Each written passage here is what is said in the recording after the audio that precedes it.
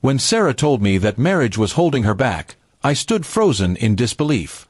It wasn't an argument or a fight. She said it calmly, like she'd been rehearsing it for months. We had been married for 5 years, building a small but steady life together. I thought we were happy. But that day, she packed her bags, saying she needed freedom and time to find herself. I didn't try to stop her. Maybe I should have, but something inside me told me that if she truly wanted to leave, forcing her to stay would only make things worse. The first few months after she left were brutal. The silence in our apartment was deafening. I kept checking my phone, hoping she would text, but all I ever saw were social media posts of her traveling, smiling, and living what she called her real life. It hurt, but I started to realize something. Her freedom didn't have to mean my misery. I began rebuilding myself, piece by piece, without her. I poured myself into work. I took on projects that I used to avoid and even earned a promotion. My friends encouraged me to get out more, so I joined a hiking group.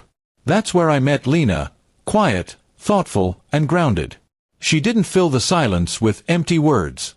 She listened, and that was something I hadn't realized I missed so much. We didn't rush into anything, but slowly, her presence made the pain fade. Months turned into a year. By then, I had stopped checking Sarah's posts. I had a new circle of friends, a new rhythm to my life. I wasn't the same man who had watched his wife walk out the door. I was stronger, calmer, and more focused on what truly mattered: peace. One Sunday afternoon, while I was helping Lena set up a small garden in my backyard, I received a message from a familiar number. It was Sarah. The text read, "Hey, I've been thinking about you. Can we meet?" My heart didn't race like I thought it would.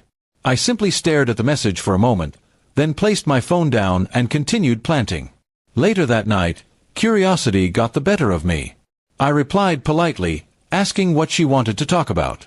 She said she was back in town, that her journey of self-discovery hadn't gone as planned, and that she missed me. I felt a pang of something, not love, but sadness for what could have been. Still, I agreed to meet her the next day at a nearby cafe. When I arrived, she looked almost the same, except for the faint lines of regret in her eyes. She smiled nervously, as if unsure of what to say. "You look different," she said finally. I nodded. "So do you." There was a long pause before she confessed. "I made a mistake leaving you. I thought freedom meant being alone, but it just made me realize what I lost."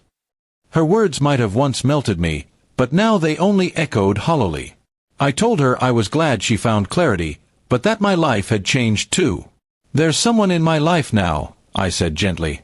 Her face fell, the smile fading into disbelief. "You moved on," she whispered, like the idea was impossible. I nodded.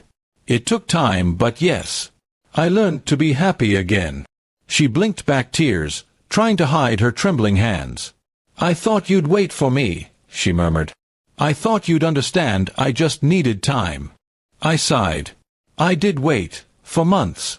But I realized waiting for someone who walked away wasn't love. It was self-punishment.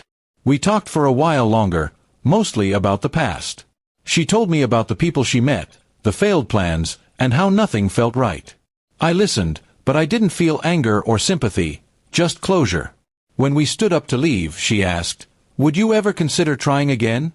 I looked at her, remembering the man I was when she left, broken, uncertain, desperate for her approval. That man no longer existed. "No," I said quietly. "You left because you thought I held you back. Maybe I did then, but I've grown since. And now, I think going back would only hold me back." She nodded slowly, tears filling her eyes. "I understand," she whispered.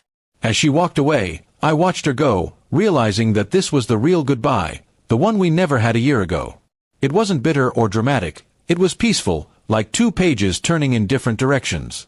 That evening, I returned home to find Lena still in the garden, hands covered in soil, humming softly. She smiled when she saw me. "Everything okay?" she asked. I smiled back, feeling a deep sense of calm. "Yeah," I said. "Everything's exactly how it should be." Sarah's chapter in my life had closed for good.